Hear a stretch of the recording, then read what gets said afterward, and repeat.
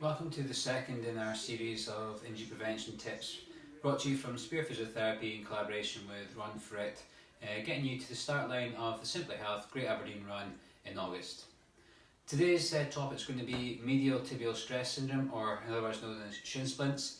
Another overuse injury where we tend to see people that get this injury are people who have increased their duration, frequency, changed terrain, or just been running too fast for a majority of their workouts.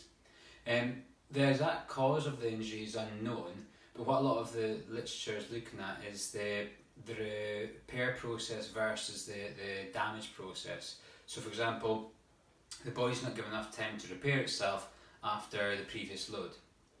People that are more likely to have this type of injury are female gender, people who have an internal rotation of their hip when they're running and an external rotation of their foot, which increases the load down through the inside of the shin.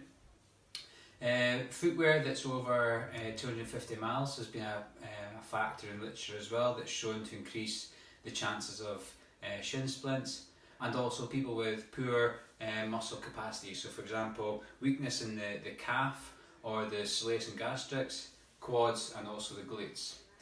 Also, inflexibility of the ankle has been shown to have an adverse effect on the medial tibial stress syndrome shin splints itself too. So what's my top tip for shin splints? Shin splints, I would definitely make sure that you strengthen the calves as much as you can. That can be done by simple calf raises, but having a little twist to it by popping a ball between your heels, and when you're pushing up onto the toes, push through the big toe itself rather than pushing onto the outside border of your foot.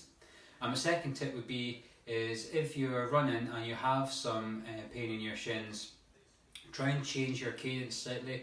We tend to find that cadence higher than 164 tends to provide less shin pain than having a cadence of under 164. Another thing you can do as well is build up the flexibility of your calves, your ankles, and also through the hips themselves. There is numerous different causes of shin pain.